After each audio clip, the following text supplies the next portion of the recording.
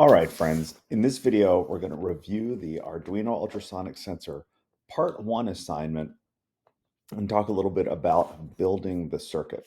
But first, an ultrasonic sensor is a really cool component that you can add to an Arduino circuit.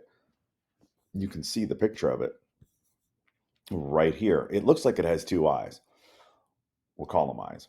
One eye sends out an ultrasonic burst of sound. The other eye, with R under it, receives that signal after it has bounced off an object.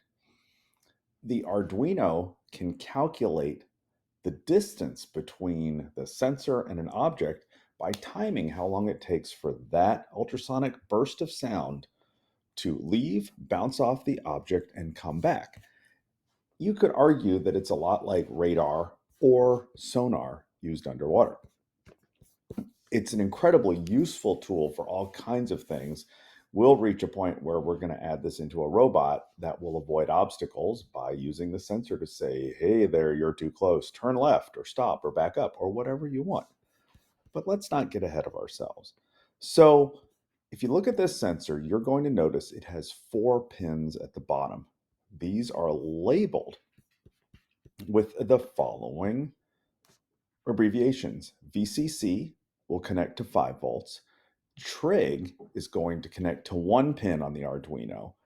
Echo will connect to a different pin on the Arduino, not the same as the trig pin.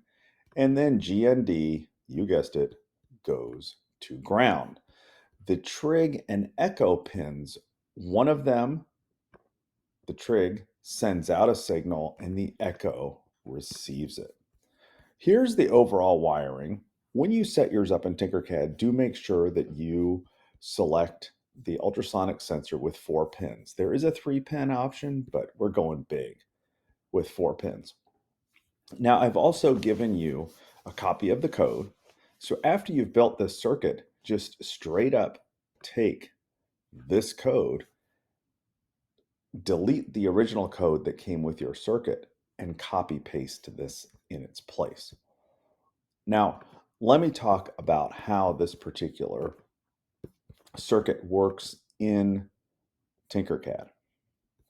So when you hit Start Simulation and you click on the sensor itself, there is a little object, a ball, that appears, and you'll notice as you move it around within the cone, excuse me, it will change the distance. If you move it below, the cone goes red. It can't detect it left, right, outside. And that will be the same with your robot when we build that. If we click code and we click on serial monitor at the bottom, then you will see the distance is changing there. In the code that I've provided, there is a variable called distance, and that is holding this number that right now is at 45.8 centimeters. Excuse me.